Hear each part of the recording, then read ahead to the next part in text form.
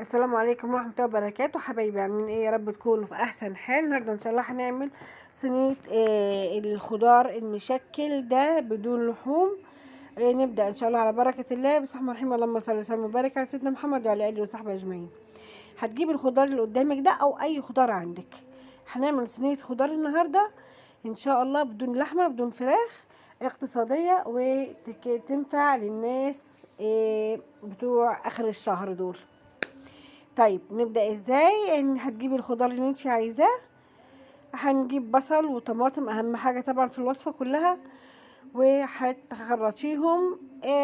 انا قطعته كده هو زي جوليان كده هو، يعني كبير شوية عشان خاطر كله هيبقى مع بعضه، ومش هنحط صلصة طماطم، هي الطماطم دي بس اللي هنعملها. قطعنا البصل وهنقطع الطماطم وهناخدهم مع بعض ان شاء الله كده هوت مع حبة توم، وهنحط باقي بهاراتهم اللي هي ملح وفلفل. ده ملح وفلفل انا حطاه على بعضه.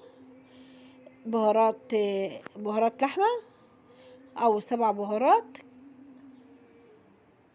وهنحط بابريكا، وهنحط بعد كده هوت هتدعكيهم مع بعض بالشكل ده.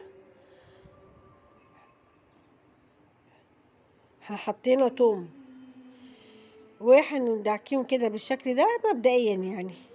طبعا الخضار اللي انت عاملاه التاني كله مغسول، فانت هتحطي كله بعد كده اهوت، وعلى طول في على البوتاجاز من فوق شويه، وبعدين هتحطيه في الفرن.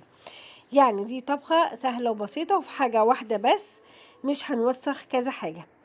انا عندي كوسه طبعا غسلاها وكحتها، هنقطعيها كده اهوت دواير. لو عندك كوسه كبيره شويه ممكن تقطعيها انصاف براحتك. احنا عندنا كوسه وبطاطس وجزر، هتبقى عامله كده زي السوتيه كده خفيفه جدا،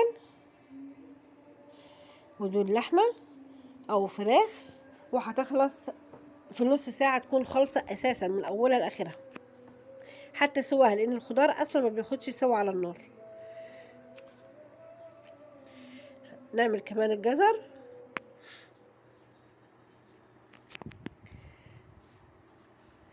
كل الحاجات دي ان شاء الله عندك في التلاجة حبات حبات كده اهو، طلعيهم واعمليهم للناس المفلسه اخر الشهر.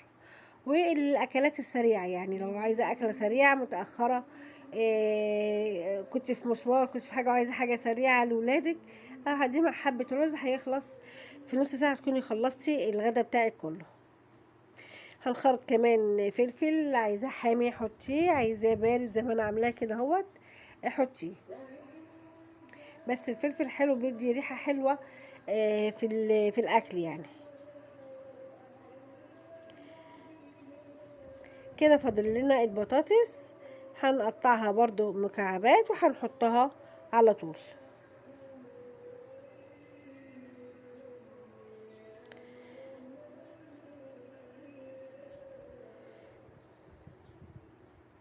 بالشكل ده.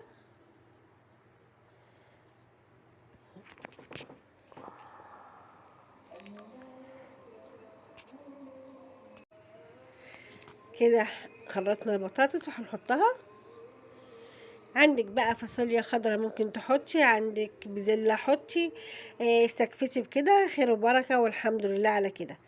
هنقلبهم بقى عشان كله ياخد من طعم بعضه، وبعدين هنحط لها المية بتاعتها. عندك شوربة هتبقى جميل، عندك مرقة حطي، ما عندكيش زي حالاتي كده اهوت ولا مرقة ولا شوربة، حطي كوباية مية وخلصي.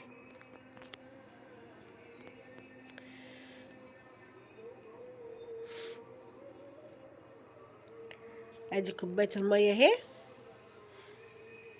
وهنحطها على النار. دي معلقة سمنة. السمنة دي اللي عملناها مع بعض في القناة، هتشوفيها، خشي في القناة هتلاقيها موجودة ان شاء الله. اللي هي عملتها بطريقة جميلة جدا، ان شاء الله هتعجبك. كده خلاص يعني كل حاجة حطيناها، هنحطها على النار تتسوى من فوق، وبعد كده اهوت هنحطها في الفرن تاخد وش فرن، وده الشكل النهائي بتاعها. يا رب يكون عجبك ورضاكي ويستحسنك. لو عجبك ما تنسيش تعملي لايك وشير واشتركي في القناة وفعلي زر الجرس عشان يوصلك مني كل جديد. شكرا على المتابعة، والسلام عليكم ورحمة الله وبركاته. في امان الله.